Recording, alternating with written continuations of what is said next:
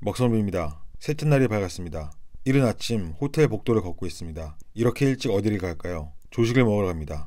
호텔 조식. 거기다 골라 먹을 수 있는 뷔페입니다. 얼마 만에 먹는지 모르겠습니다. 기대가 됩니다. 선크루즈 투숙객들에게는 30% 할인이 주어집니다. 23,500원. 그리 저렴하지는 않지만 호텔 갈 때마다 저렴한 수준인지 아닌지 확인하고 싶은 생각이 듭니다. 들어갑니다. 뷰가 좋은 창가 쪽에 자리를 잡습니다. 참고로 이 자리를 잡으려면 저처럼 일찍 와야 합니다. 뷰에 대한 사람들의 심리는 비슷비슷하기에 창가 쪽을 빨리 점해야 합니다. 오픈런을 했기 때문에 이제 막 준비된 음식들이 보입니다. 일단 차려놓은 음식 중 야채에 눈길이 갑니다. 이름을 아는 야채부터 모르는 것들까지 알차게 놓여 있습니다. 첫 번째 접시는 야채 모듬입니다. 소스는 몸에 그리 좋진 않지만 없으면 입맛에 무리가 가기 때문에 첨가했습니다. 다음으로 알찬 건강식이 널려있는 쪽으로 눈을 돌립니다. 몸에 좋은 두 번째 접시입니다. 약간 지중해 식이네요. 연어는 진리입니다. 아무리 먹어도 질리지 않아요. 다시 갑니다. 건강식 샐러드와 새우, 건강 단호박, 햄과 치즈, 또 연어 등 세 번째 접시도 건강식 또는 지중해식입니다. 올리브가 추가되었습니다. 건강도 건강이지만 맛도 좋습니다. 저에게 최상의 반찬은 그린빈입니다. 맛도 있지만 먹으면 수명 연장의 느낌도 듭니다. 야채와 단백질, 지방을 섭취했으니 탄수화물을 보충할 때가 됐습니다. 그런데 아침 식사라고 하기엔 너무 무거운 친구들이 있습니다. 피자, 볶음밥, 소세지,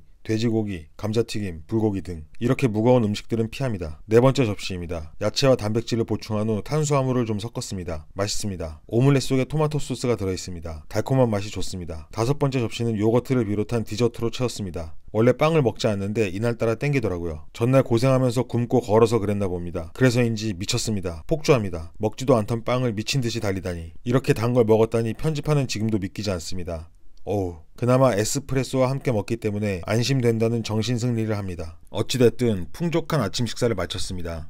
이제 2박을 묵었던 선크루즈를 등지고 떠납니다. 할만한 거 다 해보는 여행. 이번엔 정동진 근교에 있는 하슬라 아트월드를 향해 가고 있습니다. 하슬라 아트월드는 현대미술관인데요. 하슬라라는 이름을 듣는 순간 아, 이건 독일인 이름이구나 했습니다. 그런데 놀랍게도 강릉의 옛 이름이 바로 하슬라라고 합니다. 놀랍지 않습니까? 강릉의 옛 이름이 독일인 이름 같다니. 개인적으로 놀랍지 않을 수 없었습니다. 어느새 도착했습니다. 들어갑니다. 이 미술관에서 보이는 것들은 모두 작품입니다. 설치 미술을 응용한 건지 모두 다 관상용입니다. 현대미술은 무엇이든 다 예술작품으로 만들어버리기 때문일까요?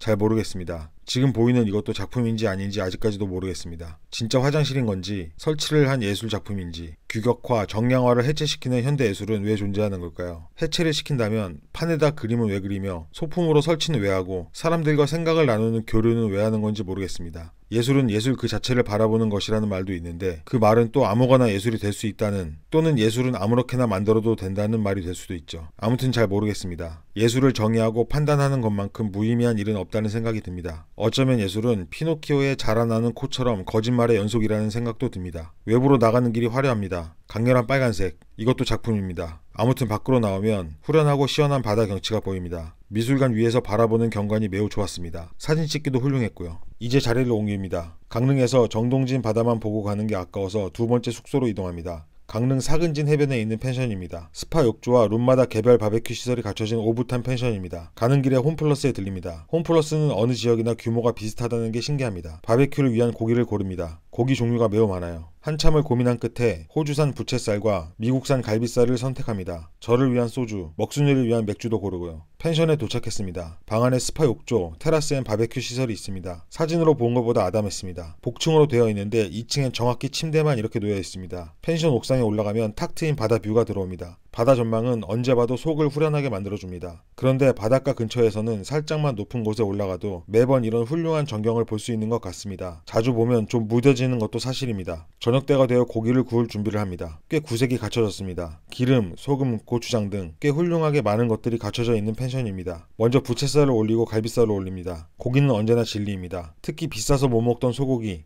이럴 때 먹는 거죠. 맛있게 익고 있습니다. 먹기 좋게 자르고 큼지막한 고기 한 입 왕. 아우, 너무 맛있어요. 잔내 봅시다. 짠. 계속 굽고 먹습니다. 질리지 않습니다. 다시 한번 짠. 저녁 식사를 마치고 사근진 밤바다를 보러 나왔습니다. 분위기 좋게 잘 꾸며져 있습니다. 밤바다의 파도 소리도 좋고요. 사근진 해변의 트레이드 마크죠. 알록달록 방파제. 낮에 보면 더 예쁠 것 같습니다. 방에 들어와 씻고 TV를 봅니다. 셋째 날 밤도 이렇게 지나갑니다. 마지막 날인 넷째 날. 오전에 펜션을 나섭니다. 아침 식사는 하지 않아요. 전날 많이 먹은 고기로 가름합니다.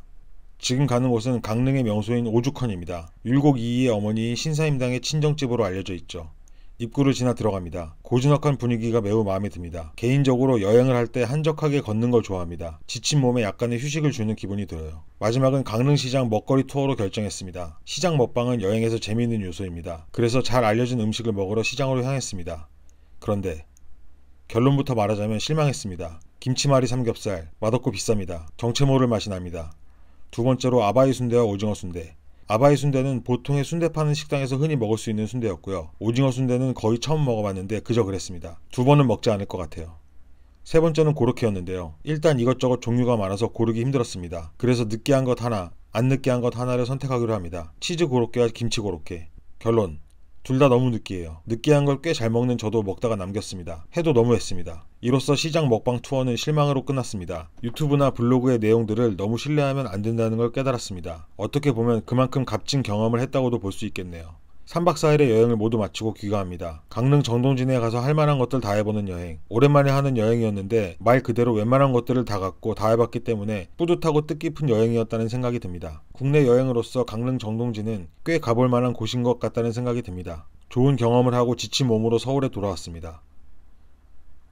그럼 다음에도 알차고 재밌는 영상으로 돌아오겠습니다. 감사합니다.